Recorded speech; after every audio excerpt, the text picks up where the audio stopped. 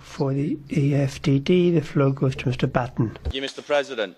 Now, one big problem facing the Council is, of course, Brexit and the big hole that it's going to leave in the EU budget.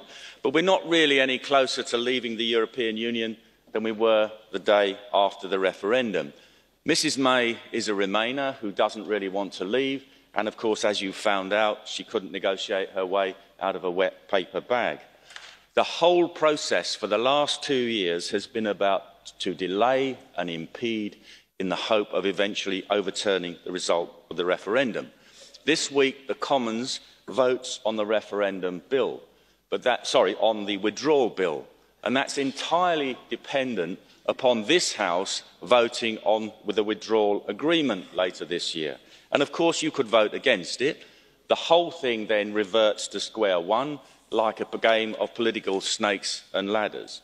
But it doesn't have to be that way. Under the right leadership, Britain could leave the European Union quickly and decisively, and this is how it should be done.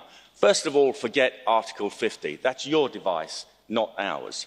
Parliament should repeal the European Communities Act 1973 as a first step, and then we would have left under our law, not your law. We can offer you a free trade agreement with everything except the free movement of people, or trade on WTO terms. It's going to be your choice anyway. Take it or leave it, one way or the other. And we could easily reach an agreement on the reciprocal rights of citizens.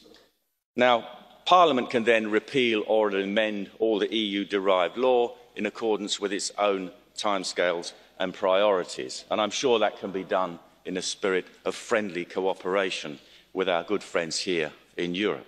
Now, Her Majesty's government shouldn't be asking the European Union how it can leave. It should be telling you how it's going to work. But of course, that is never going to happen under Mrs. May. Mrs. May should go now and make way for a Prime Minister who actually wants to leave the European Union. That would be good for us, but it would actually be good for you as well.